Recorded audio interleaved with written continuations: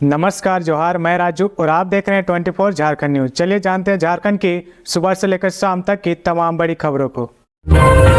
सहायक आचार्य नियुक्ति प्रक्रिया से रोक हटी। झारखंड हाईकोर्ट ने जेएसएससी को दिया निर्देश, कहा प्रार्थियों के लिए रखे 100 सीट। झारखंड कर्मचारी चयन आयोग की ओर से 26,000 सहायक आचार्य नियुक्ति प्रक्रिया पर लगी रोक को हाईकोर्ट ने हटा दिया है। अब आवेदन की प्रक्रिया फिर शुरू होगी।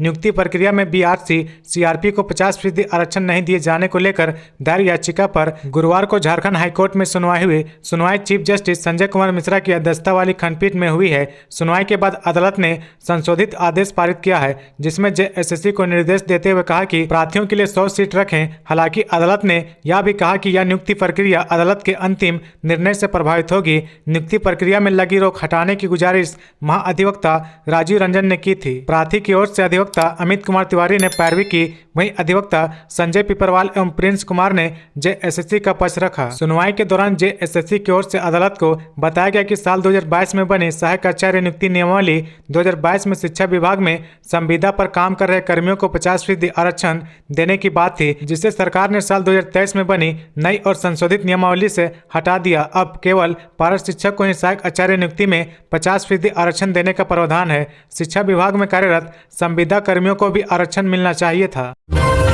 9 साल बाद नेशनल शूटर तारा सहदेव को इंसाफ। रकीबुल ने रंजित बनकर रचाई थी शादी, पति सहित 3 को सजा। बहुचर्चित नेशनल शूटर तारा सहदेव प्रताड़ना से जुड़े 9 साल पुराने यौन उत्पीड़न, जबरन धर्म परिवर्तन समेत अन्य जुर्म में दोषी करार झारखंड हाईकोर्ट के पूर्व रजिस्ट्रार मुश्ताक अहमद को 15 साल, रंजित सिंह कोहली उर्फ रकीबुल हसन आजीवन कारावास एवं उसकी मां कौशल रानी को 10 साल कैद की सजा सुनाई गई है। यह सजा सीबीआई के विशेष न्यायाधीश पीके शर्मा की अदालत में गुरुवार को सुनाई है। तीनों अभियुक्तों पर अदालत ने 50-50 हजार रुपए का जुर्माना लगाया है। जुर्माना राशि नहीं देने पर अतिरिक्त 6 महीने की जेल काटनी होगी। इससे पहले अदालत ने 30 सितंबर को उक्त आरोप में दोषी पाकर तीनों आरोपियों को न्यायिक हिरासत में लेते हुए बिरसा मुंडा केंद्रीय कारा होटवार भेज दिया गया था। अदालत ने अभियुक्त रंजित सिंह कोहली को कब्जे में लेकर एक ही महिला से बार बार दुष्कर्म करने समेत अन्य आरोप में सजा सुनाई है, जबकि मुश्ताक अहमद एवं कौशल रानी को महिला के साथ बार बार दुष्कर्म करने के षड्यंत्र रचने के जुर्म समेत अन्य में सजा सुनाई है।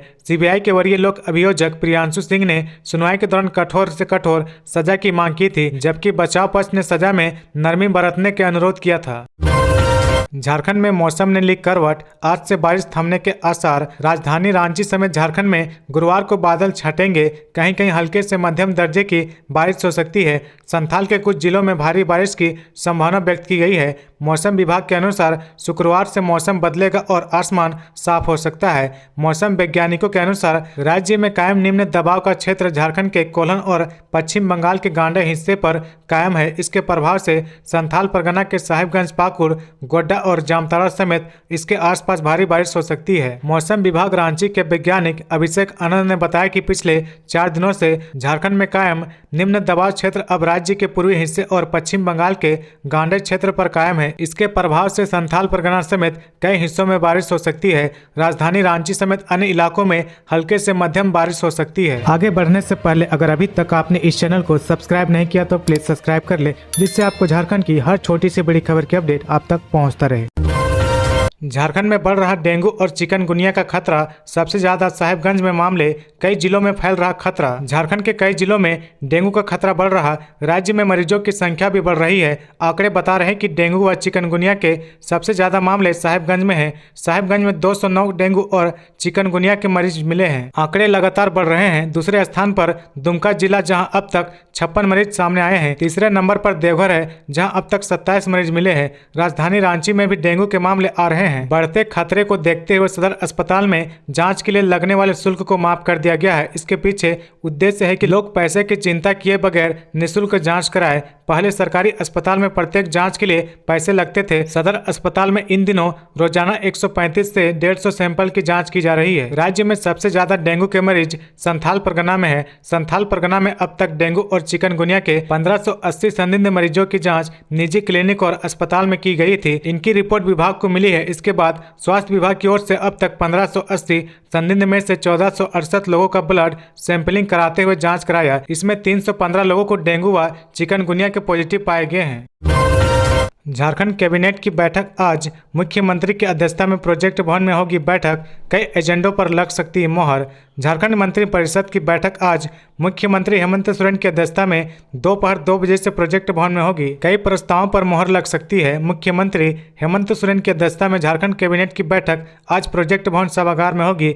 बैठक में राज्य के निजी अस्पतालों, नर्सिंग होम में कार्यरत नर्सों की सेवा शर्तों के निर्धारण का प्रस्ताव हो सकता है। स्वास्थ्य विभाग के द्वारा यह प्रस्ताव कैबिनेट की मंजूरी के लिए भेजा जा चुका है। वहीं राज्य में नए थाने एवं ओपी बनाए जाने सहित थानों की स्थापना व पद सृजन का प्रस्ताव भी आने की संभावना है। ट्रैफिक के 2 नए थाने के गठन का प्रस्ताव है। साइबर थाने के गठन का भी प्रस्ताव आ सकता है। झारखंड प्रदेश के त्रिस्तरीय पंचायत को मुख्यमंत्री पंचायत प्रोत्साहन पुरस्कार योजना की स्वीकृति दी जा सकती है।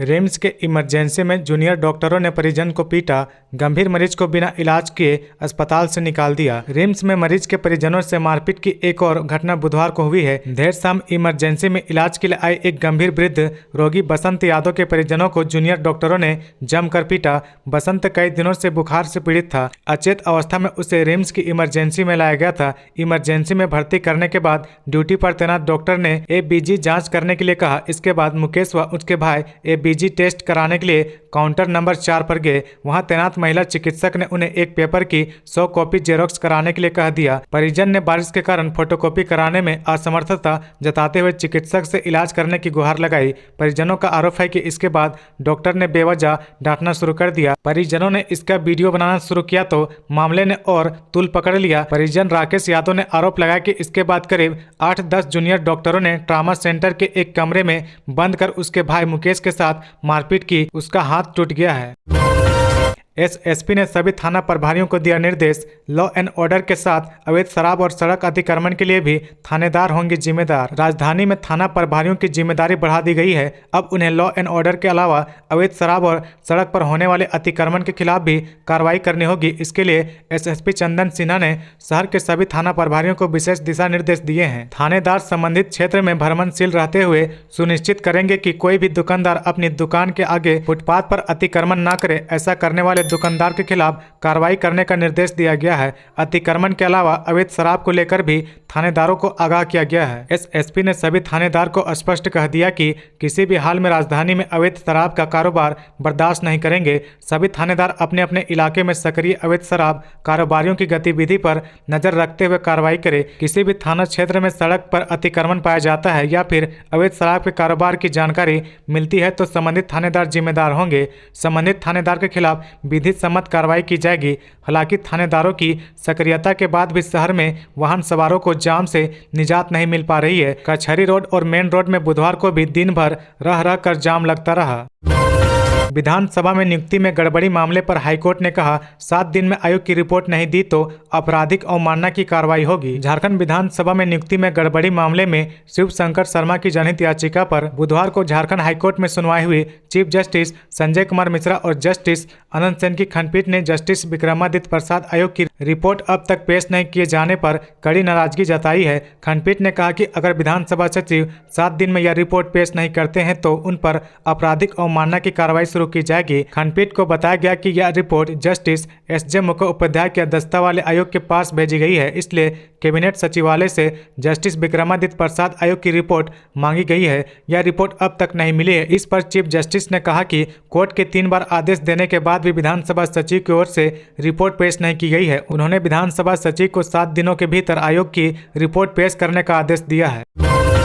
आईएएस छवि रंजन को नहीं मिली जमानत। हाईकोर्ट से भी खारिज हुई डिफॉल्ट बेल की याचिका। कोर्ट ने कहा सही समय पर ईडी ने दाखिल किया आरोप पत्र। ईडी कोर्ट से आईएएस छवि रंजन की जमानत याचिका खारिज होने के बाद अब हाईकोर्ट से भी याचिका खारिज कर दी गई है। बुधवार को झारखंड हाईकोर्ट में जस्टिस एसके द्विवेदी की कोर्ट में छवि रंजन की डिफॉल्ट जमानत याचिका पर सुनवाई हुई। सुनवाई के बाद अदालत ने याचिका खारिज कर दिया। दरअसल सीआरपीसी की धारा 167 के आधार बनाते हुए हाईकोर्ट में ईडी कोर्ट के आदेश को चुनौती दी गई थी। झारखंड हाईकोर्ट के जस्टिस एसके द्विवेदी के अदालत में जमानत याचिका पर सुनवाई हुई। सुनवाई के दौरान अदालत ने अपनी टिप्पणी में कहा कि ईडी की ओर से अनुसंधान पूरा किया गया, अनुसंधान सही समय में पूरा किया गया, जिसके बाद आरोप पत्र दाखिल किया गया। ऐसे में डिफॉल्ट बेल का मामला नहीं बनता है। ईडी की ओर से वरीय अधिवक्ता अनिल कुमार ने पैरवी की है।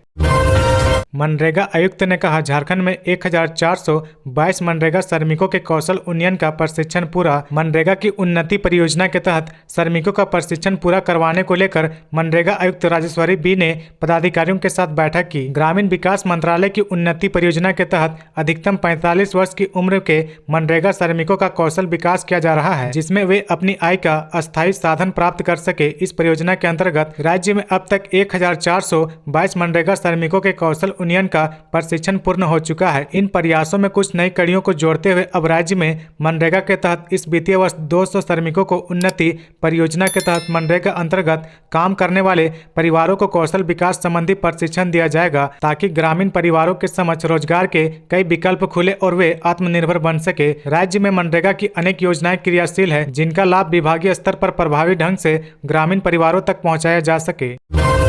सांसद संजय सेठ ने नगर विकास सचिव को लिखा पत्र, एक सप्ताह के अंदर शहर के सभी सड़कों की मरम्मत कराए। भारी बारिश की वजह से रांची में कई जगह सड़क पर पानी भरा है, सड़कें खराब है, दुर्गा पूजा नजदीक है, ऐसे में खराब सड़कों से लोगों की परेशानी बढ़ सकती है। लोगों की परेशानियों को ध्यान में रखते हुए सांसद संजय सेठ ने नगर विकास विभाग के सचिव विनय कुमार चौबे को पत्र लिखा है। पत्र में सांसद ने नगर विकास सचिव को शहर की परिस्थितियों से अवगत कराते हुए युद्ध स्तर पर दुर्गा पूजा से पहले इन सभी सड़कों का निर्माण और मरम्मत कराने को कहा है। सचिव को लिखे पत्र में सेठ ने कहा कि रांची में 3 फ्लाईओवर का काम युद्ध स्तर पर चल रहा। रातू रोड एलिवेटर कॉरिडोर, कांटा टोली फ्लाईओवर के साथ ही राजेंद्र चौक डोरांडा के समीप भी फ्लाईओवर का निर्माण कार्य तेजी से चल रहा है। इस वजह से व्यापक जाम भी लग रहा और नागरिकों को समस्या भी हो रही है। इन तीनों योजनाओं के पूर्ण होने से रांची की जनता को बड़ी राहत मिलने वाली है, परंतु उससे पहले जो समस्या रही है उसके समाधान के लिए कारगर कदम उठाने की जरूरत है। एनटीपीसी जमीन मुआवजा घोटाले की जांच के लिए दायर पीआईएल खारिज, प्रार्थी पर 1 लाख का जुर्माना। हजारीबाग में एनटीपीसी के लिए हुए जमीन अधिग्रहण के दौरान कथित रूप से 3000 करोड़ के जमीन मुआवजे घोटाले की जांच के लिए दायर याचिका हाईकोर्ट ने खारिज कर दी है। साथ ही अदालत ने इस केस के याचिकाकर्ता मंटू सोनी पर 1 लाख रुपए का जुर्माना भी लगाया है। सुनवाई के दौरान अदालत ने एनटीपीसी की ओर से उपस्थित वरीय अधिवक्ता अजीत कुमार ने कोर्ट को बताया कि मंटू सोनी पर आपराधिक मामले दर्ज हैं और उसकी जानकारी छिपाकर उन्होंने यह याचिका दाखिल की है। हाईकोर्ट के चीफ जस्टिस की बेंच में इस मामले की सुनवाई हुई। दरअसल वर्ष 2016 में हजारीबाग में जमीन मुआवजे से संबंधित गड़बड़ियों के सामने आने के बाद तत्कालीन डीसी मुकेश कुमार की अनुशंसा पर राज्य सरकार ने रिटायर्ड आईएएस अधिकारी देवाशीष गुप्ता की अध्यक्षता में 3 सदस्यीय एसआईटी टीम गठित की थी। एसआईटी की टीम ने राज्य सरकार को अपनी रिपोर्ट में 3000 करोड़ के जमीन मुआवजे घोटाले किए जाने और 300 करोड़ रुपए मुआवजा बांट दिए जाने की जानकारी दी थी। प्रार्थी के मुताबिक राज्य सरकार के द्वारा कार्रवाई के नाम पर अब तक सिर्फ एनटीपीसी के प्रबंध निर्देशक और हजारीबाग उपायुक्त को पत्राचार किया गया। वहीं देवाशीष गुप्ता की अध्यक्षता वाली एसआईटी की रिपोर्ट फिलहाल सार्वजनिक नहीं की गई है। जानकारी के मुताबिक रिपोर्ट में कई रसूखदारों द्वारा सरकारी गैर मजरूआ खास आम जमीन, सार्वजनिक उपयोग की जाने वाली जमीन, शमशान घाट, स्कूल मैदान आदि जमीनों का भी फर्जी कागजात बनाकर मुआवजे का बंदरबाट किया गया था। मामले की जांच के लिए हाईकोर्ट में जनहित याचिका दाखिल की गई थी। पिज्जा डिलीवरी बॉय ने 2.5 लाख रुपए का कर्ज लेकर पत्नी को बनाया नर्स, पत्नी प्रेमी के साथ हुई फरार। झारखंड के गोड्डा से भी यूपी की चर्चित ज्योति मौर्य प्रकरण से मिलता जुलता मामला सामने आया है। डिलीवरी बॉय टिंकू यादव ने 2.5 लाख रुपए कर्ज लेकर अपनी पत्नी को नर्सिंग का कोर्स कराया, लेकिन पत्नी दगा देकर अपने प्रेमी के साथ फरार हो गई। पत्नी की खुदगर्जी और बेवफाई का मामला चर्चा में है। इस संबंध में टिंकू यादव ने नगर थाने में मामला को लेकर अपनी पत्नी और उसके आशिक के खिलाफ शिकायत दर्ज कराई है। गोड्डा नगर थाना इलाके के कठोन गांव निवासी पीड़ित टिंकू यादव ने बताया कि उसकी शादी शहर के ही बड़होना मोहल्ले की रहने वाली प्रिया कुमारी के साथ हुई थी। शादी के बाद पत्नी आगे पढ़ना चाहती थी और पढ़ने में तेज भी थी। इस वजह से टिंकू ने आर्थिक स्थिति कमजोर होने के बावजूद यह सोचकर उसका यह प्रस्ताव स्वीकार कर लिया कि आगे भविष्य सुधर जाएगा। पत्नी का दाखिला शकुंतला नर्सिंग स्कूल में नर्सिंग कोर्स के लिए करवा दिया। करीब 2.5 लाख रुपए खर्च लेकर उसकी पढ़ाई पूरी करवाई। शादी के 1.5 साल बाद पढ़ाई के दौरान ही टिंकू की पत्नी अपने पड़ोसी दिलखुश राउत के प्रेम जाल में फंस गई। रेमडेसिविर घोटाले की जांच पूरी, राजीव सिंह सहित अन्य पर आरोप पत्र दाखिल, साई कृपा मेडिकल एंड सर्जिकल का लाइसेंस रद्द। कोरोना की दूसरी लहर के दौरान रेमडेसिविर इंजेक्शन की कालाबाजारी की जांच पूरी हो गई है। आईपीएस अनिल पल्टा के नेतृत्व में बनी स्पेशल टीम ने इस मामले की जांच पूरी कर ली है। इस मामले में 3 अलग अलग आरोप पत्र दाखिल किए गए हैं। इसके अतिरिक्त एसआईटी की जांच रिपोर्ट के आधार पर सृष्टि अस्पताल कैंपस में संचालित साई कृपा मेडिकल एंड सर्जिकल का लाइसेंस रद्द कर दिया गया है। वहीं रिम्स के 2 कर्मचारियों पर भी विभागीय कार्रवाई शुरू कर दी गई है। तो ये थी आज की झारखंड की टॉप बड़ी खबरें। इसी तरह झारखंड की हर छोटी सी बड़ी खबर देखने के लिए आप हमारे चैनल 24 झारखंड न्यूज को सब्सक्राइब करके बेल आइकन प्रेस कर ले, जिससे आपको झारखंड की हर छोटी सी बड़ी खबर की अपडेट आप तक पहुंचता रहे। तो आज के लिए बस इतना ही, हमें दीजिए इजाजत, फिर मिलते हैं नेक्स्ट न्यूज में।